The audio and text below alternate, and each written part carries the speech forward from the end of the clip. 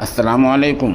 सामीन, 23 ज़िलक़अदा और 22 मई हैं। आज की ख़बरों की शुरुआत इमाम दोहा कतर मौलाना नूर मोहम्मद मज़ाहिरी की तिलावत कलाम पाक से की जा रही है।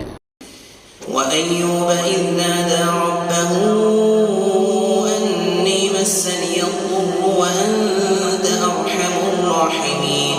फस्तजबना लहू फकशफना मा बिही मिन दुर्रिन व आतैनाहु अहलहु व मिथलहुम मअहुम रहमतन मिन इंदिना व ज़िक्रा लिलआबिदीन व इस्माईल व इदरीस व ज़ुल्किफ्ल कुल्लुम मिन अस्साबिरीन व अदखलनाहुम फी रहमतिना इन्नहुम मिन अस्सालिहीन व ज़न्नून इज़ ज़हब मुग़ाज़िबन फ़ज़न्न अन लन नक़दिर अलैहि फनादा फी الظلمات أن لا إله إلا أنت سبحانك إني كنت من الظالمين فاستجبنا له ونجيناه من الغم وكذلك ننجي المؤمنين وزكريا إذ نادى ربه رب لا تذرني فردا وأنت خير الوارثين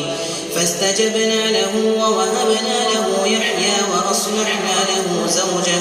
إنهم كانوا يسارعون في الخيرات ويدعوننا رغبا ورهبا وكانوا لنا خاشعين والتي أحصنت فرجها فنفخنا فيها من روحنا وجعلناها وابنها آية للعالمين إن هذه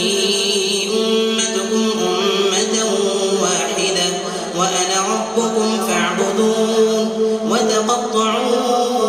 أمرهم بينهم كل إلينا راجعون فمن يعمل من الصالحات وهو مؤمن فلا كفران لسعيه وإنا له كاتبون وحرام على قرية أهلكناها أنهم لا يرجعون حتى إذا فتحت يأجوج ومأجوج وهم من كل حدب ينسلون واقترب الوعد الحق فإذا هي شاخصة أبصار الذين كفروا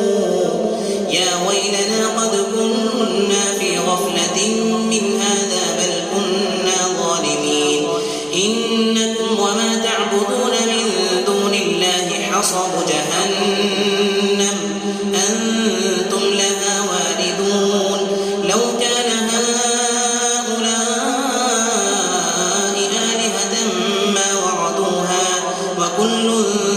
فيها خالدون لهم فيها زفير وهم فيها لا يسمعون إن الذين سبقت لهم منا الحسنى أولئك عنها مبعدون لا يسمعون حسيسها وهم فيما اشتهت أنفسهم خالدون لا يحزنهم الفزع الأكبر وتتلقاهم الملائكة هذا يومكم الذي كنتم توعدون يوم نطوي السماء كطي السجل للكتب كما بدأنا أول خلق نعيده وعدا علينا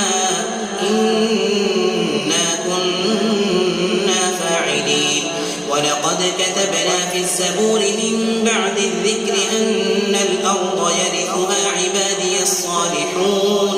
إن في هذا لبلاغا لقوم عابدين وما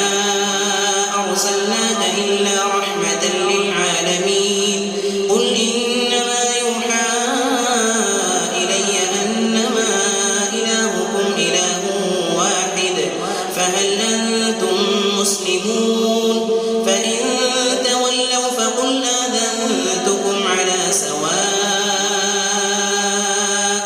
وإن أدري أقريب أم